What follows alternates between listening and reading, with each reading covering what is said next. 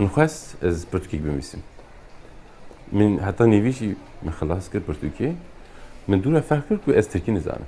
جبران درجه بردا. مگه از چه يعني فكر رمان خو بالمسلسل يعني زمان جبوه متشكي جرين بو يعني ولاد جبوه من ضرورتي من وزماني من راستي مفخر كلكو حوجاز جروكي يعني ج دايك وا فير بوم از وانا بينم سرديمين دوره من هنجي كنت فيلم كشاند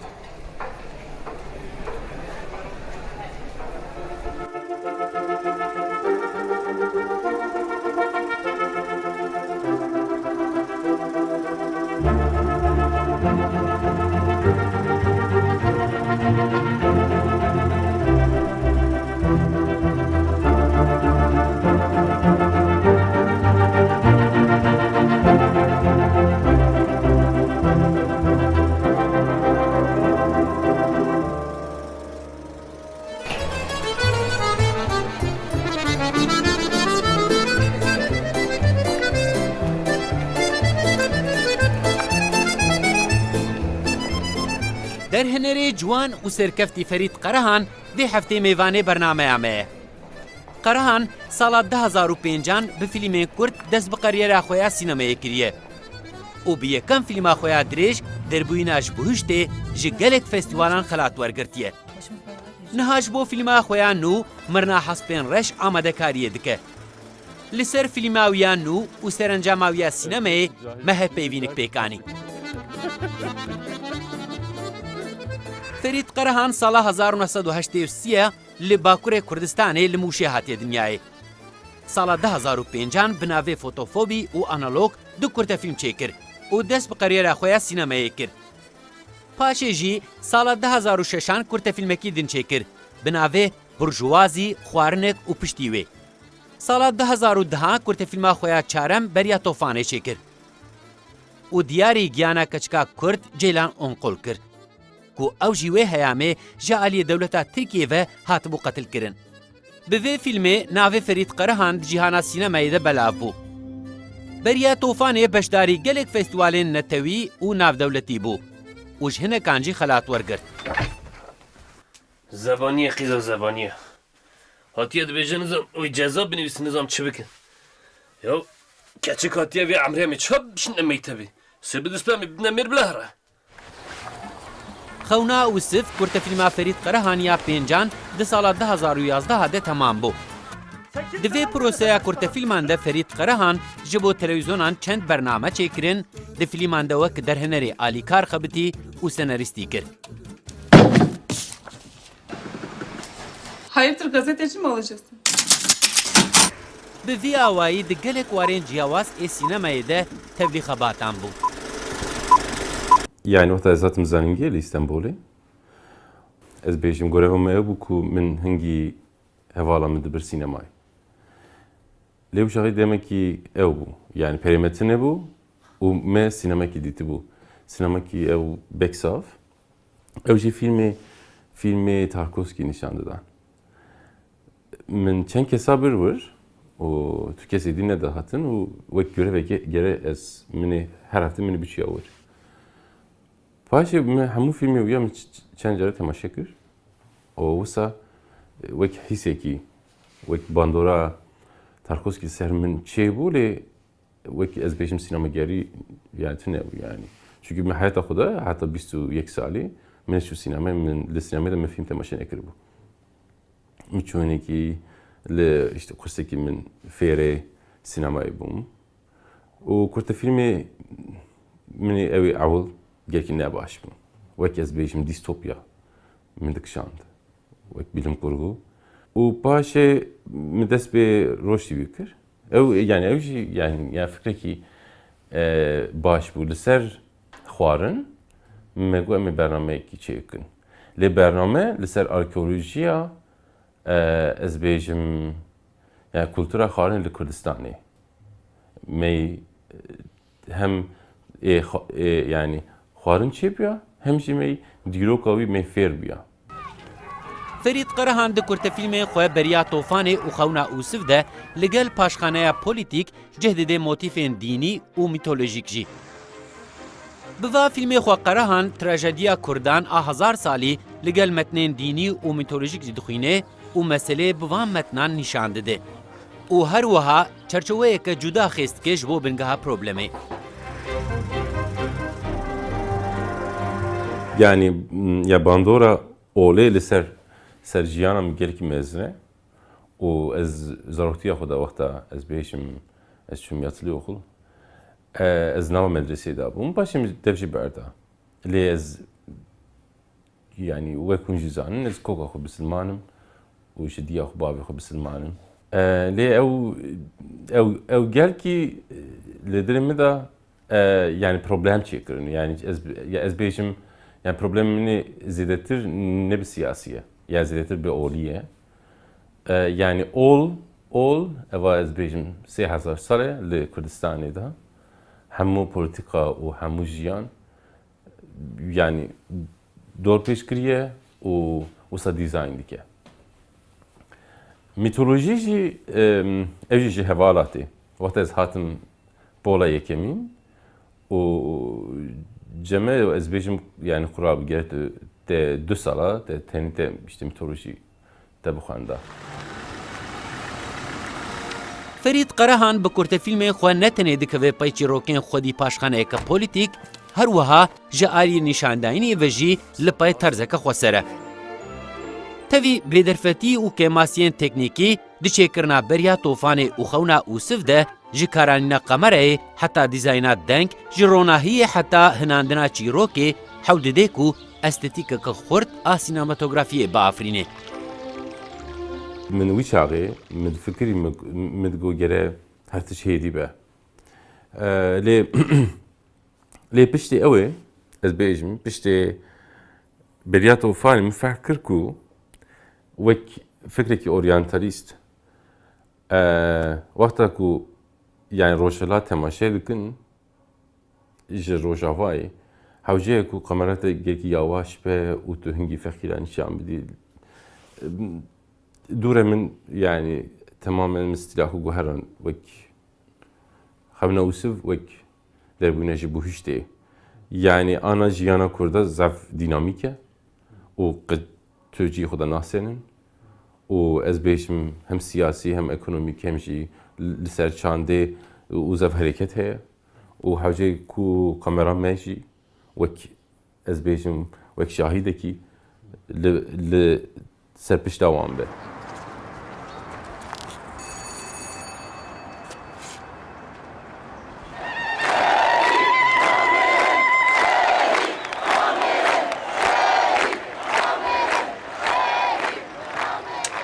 Ferit, senaryo... Dema ku Ferîd senaryo ji min reşand û piştî ku min xwend ji bo çîroka wê û bingeha wê ya dramatîk em li ser teknîka jam katê fikirîn. Ya rast wê demê Ferîd got ez tiştekî nû dixwazim.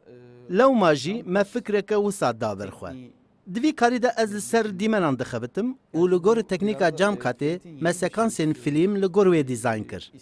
Ji ber ku di teknîka cam katê de divê mirov di ser zaman û mekanan re gav bide, ango zaman û mekan divê carna ji nişkê ve biguhere, ev ne karekî hêsan e. Bunu yapmak aynı zamanda da çok da kolay olmayan bir iş.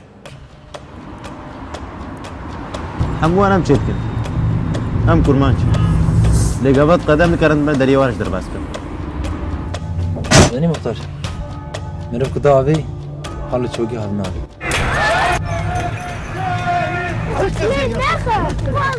işine gücüne giden milletin önünü kesiyorlar. Ferîd Qerehan tevî bêderfetiyê û problemên finansmanê sala 2013 yekem fîlma xwe ya dirêj derbûyîna ji bu hiştê temam kir. û careke din nîşanî me da ku derhinêrê ciwan heke bixwazin bi senaryoyeke qewî û estetîkeke sînematografîk fîlmekî çêkin, ne kêmasiyên teknîkî ne jî problemên finansmanê dikarin rêl ber wan bigirin. Weziratê çandê wexta alîkarî dide ew ku fîlmê xwe yekemînê bikişîne wek ez 2000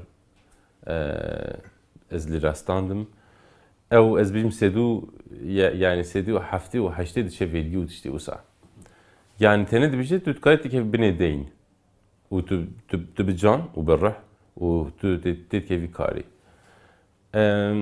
herî girîng Evet ku gere senaryo ki yani senaryo baş bilmesin. Perspektif me senaryoya. Perspektif me tabi derhineriye. Yani o pere işte dini o ezdikarım bir levan kamera vajı o tane mervek reji ez film bikşinim. Film ekdireş bikşinim. Yani gereş xora via bikin jiyan o serde her. Vakti senaryo ki baş bilmevisi o dıçe hamu yani devre dünyayı. Onca insan var, sana mı kalmış?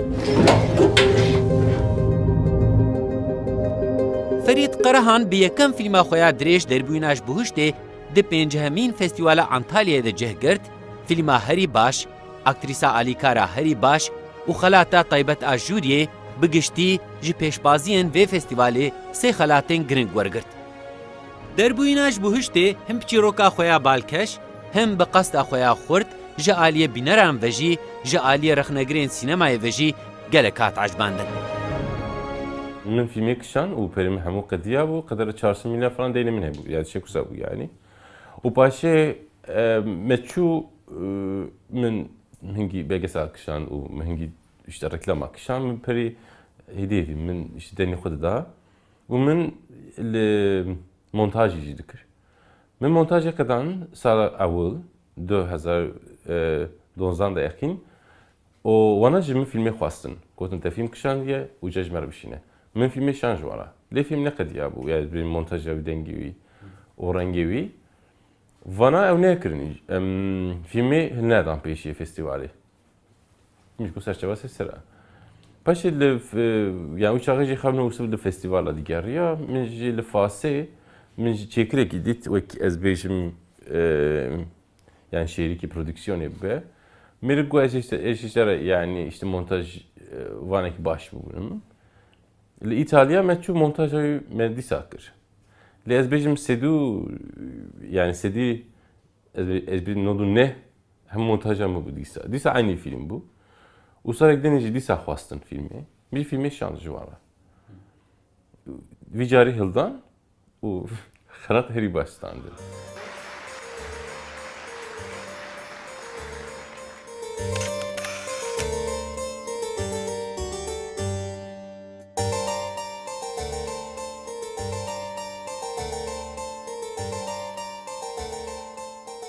Derhinerên Kurd van salên dawî fîlmên wêrekane û ciyawaz çêdikin. Lê hêjî ji bo wan problema sereke ew ku li Kurdistanê endûstriya sînemayê pêk nehatiye. Ferîd Qirahan jî yek ji wan derhineran e ku tûşî vê problemê tê. Lê tevî hemû kêmasiyan çîrokên xurt ên çand û kelepura Kurdî ji bo derhinerên Kurd dibin avantajeke mezin. Hemû xortê derhinerî Kurda û usûbekî digerin û hingî tiştî nû dixin fîlmê xwe ez bêjim hemû li dîroka sînemayê li fêrin û zanin û ji wan baştir jî zanin û bi cesaretin jî û lê yani hevalê Tirk yan jî hevalê dervewelat viya nizanin ev çanda me eva li çandekî mezin e ew çanda dengbêjî ez bêjim yani bandora dengbêjî li ser hemû ez bêjim xortê Kurda henin yani ew çîrok bêj ez bêjim ev gelekin yani ceme ceyran û tiştî wîsatin û me bi mehan me çîrokê diya xwe me gohdar dikir û me wisa radisa yani o erê hîna yani endüstriya me çênebiye lê ew ê demekî zev Kurd ew çêbe yani hemû kes derhênere bêjim hingî kes nû ve dibin derhênerê dîmenê û ez bêjim derhênerê hunerê û hingî ronahî çê dikin wisa yani hingî lîstik van gerekin yani lê pêşeroj paqij ez wisa difikirim.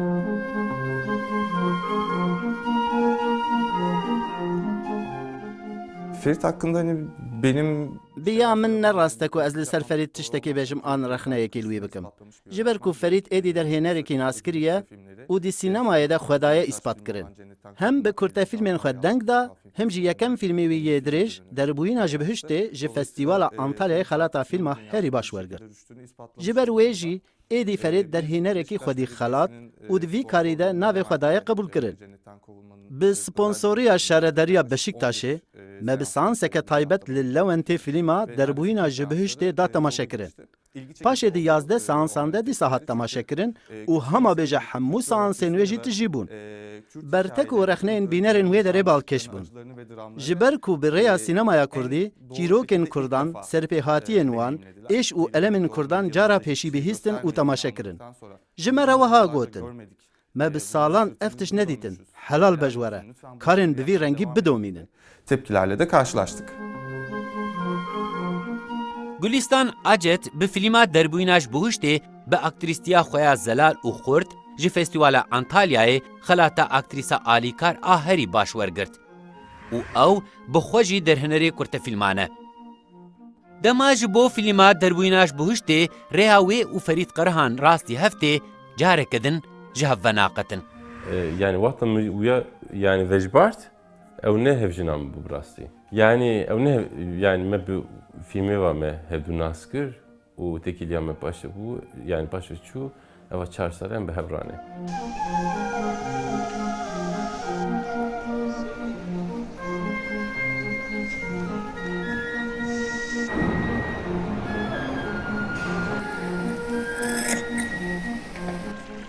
Derbûyîna ji bihiştê çîroka rasthatina jinekê û keçikeke piçûk ku di wextê şer de rastî heftên. Ferîd Qerihan nîşanî medidê ku wekî Kurdan Tirk jî dibin tesîra şerî demane. Lewma jî derbûyîna ji bihiştê ji sînemaya Kurdan hekane fîlmek û her du aliyên şer jî nîşan dide. Di fîlmê de akter û aktrîstên Kurd û Tirk bi hev re cih digirin. û fîlm sala 2014 di sînemeyên Tirkiyeyê ji aliyê 8000 kesan ve hat temaşekirin. Her wiha li paytextê Tirkiyê bajarê Enqerê jî ji festîwalekê xelata taybet, xelata aktera herî baş û xelata senaryoya herî baş wergirt.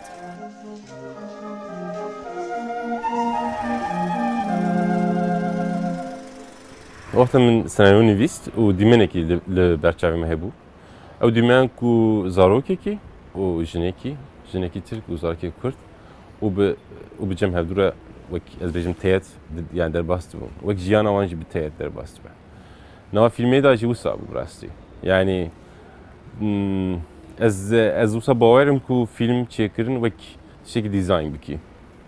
Min jî du heb çîrok min hilda wek nava atmosferek da, atmosferekî giştî da û zêde nakeve nav hevdû lê ez bêjim yani aliyê siyasî û aliyê psikolojîk zêde dişibe hevdû. Yani hemû ez bêjim hemû aliyê şer zêdetir jin û zarok zehmetiya vî yani xeletî dikişînin birastî. Min xwest ez viya bînim berçav.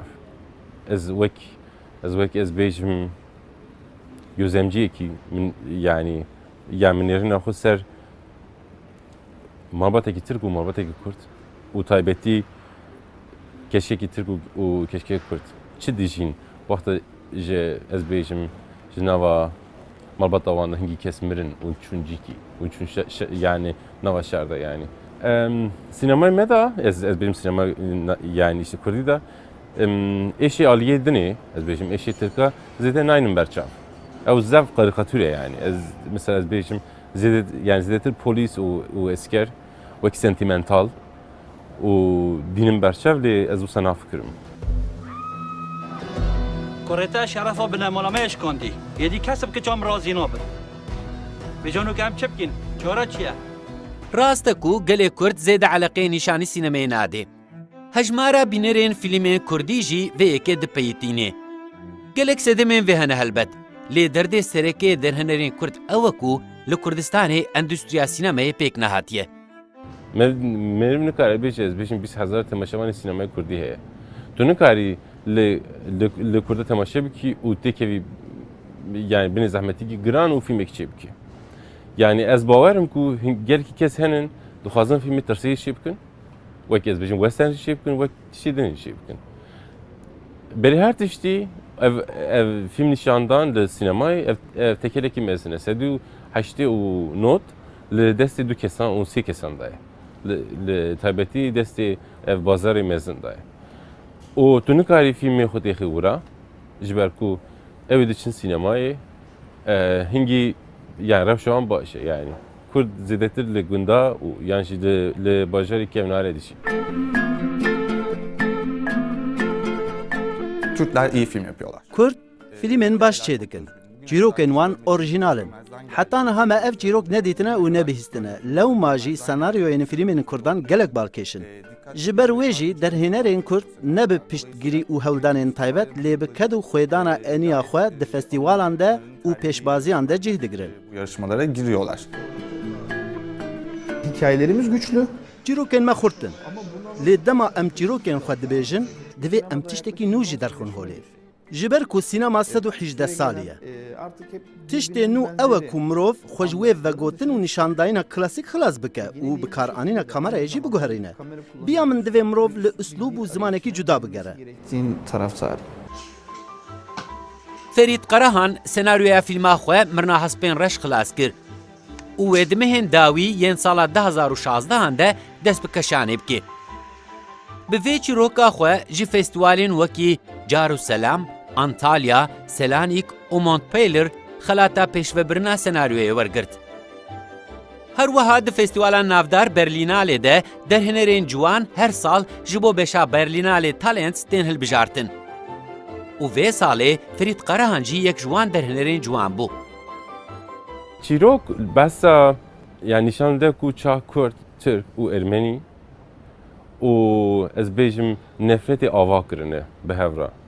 Du reşer dest pê ki pêşiya şerê wana çi jiyane nava hevdû da û ev jî yani bi taybetî yani malbata min û kalkê min li hepsê de Diyarbekirê û sê hebirayî wî û ji bazî de Anadolu bez jî dibêjin bazî de diçin evê. Yani rêda wana çi dijîn û çi dertê pêşiya wan.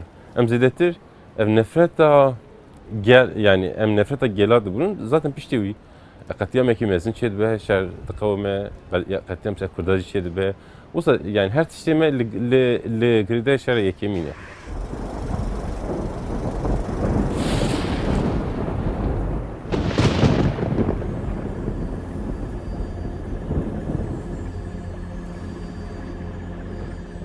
Ferit Qarahan di çêkirina fîlmên xwe de feyza xwe hem jî çand û kelepira Kurdan digire hem jî ji derhinerên gewre yên sînemaya cîhanê. Ji bo wî fîlmê wan derhineran wek mekteba sînemeyê ye. Lewma jî her dem wan fîlman temaşe dike. Ez bêjim ez fîlmê henekê hez dikim. O paşê fîlmê Yekin Bergman ez zêdetir hez dikim yani. Nuri Bilge Ceylan jî fîlmê baş çê dikin bi rastî. Ez fîlmê wî ye û bir zaman Anadolu'da jî gelkî hez dikim yani bi rastî. Gelkî henin ez bêjim lê zêdetir û wek ew tiştê ku mînor kişandine û di nava wî mînorê de gelkî tiştê major dibûnî ew ji bo min zev girîng e. Ana li sînema fîlmekê jewj e ew fîlmekî zev baş e mesela. Yani zev kevxwe jî rehat. O baş Tarkovskî gelkî banderoyê ser herkesî heye wek sînemager û ser min jî heye bi rastî. Derhinerê Kurd di nav şer de fîlma çê dikin û hewl didin ku piştî salê dirêj yên qedexeyê zimanekî xurt ji bo sînemaya Kurdî biafirînin. Lê roja îro pirsa ku herî zêde ji wa tê pirsîn ev e. Sînemaya Kurdî heye an nîne. Kurd henin û sînema Kurdî jî heye yani îro hîna jî gelkî kes dibêjin yani Kurd nînin eva belkî 4-5 sal yani ez bêjim dibêjin Kurd henin û sînema Kurdî jî yani heye ez bêjim erê yani endüstriya yüzev kêm e erê yani ez bêjim em nikarin bibin endamên Oscarê yani jî cîkî din li ser Kurdistanê lê çünkü ez bêjim dewletek wekî fermî û nîna dîsa jî ez bêjim 40 milyon yani Kurd hene û navana hîn kes fîlma çê dikin ev jî fîlmê Kurdî çê dikin û zêdetir ser ziman û derhênerê wî jî Kurd be û ez bêjim çêkirî wî jî Kurd be û endüstriya wî jî zaten ava dibe yani. Ez bêjim ez derva welat ez peredîsînim û hingî ciya jî peredîsînim li Almanya li Fransa li hingî ciya lê ez nava Kurdistan ez fîlm çê dikim ez wek mekan ez yani Kurdistanê bikartînim û wek lîstikvanê Kurd bikartînim û ez bêjim derhênerê dîmenê min jî işte hemû ez bêjim heta me بکارهانیه همو کردن yani ekibimci kurdu yani ev sinema kurdu ya yani ne kadar şeklinde bir şey yani. İşime sinema niye? Şimdi işte şu ne kılıyor? Oksanlık ne mi bakın?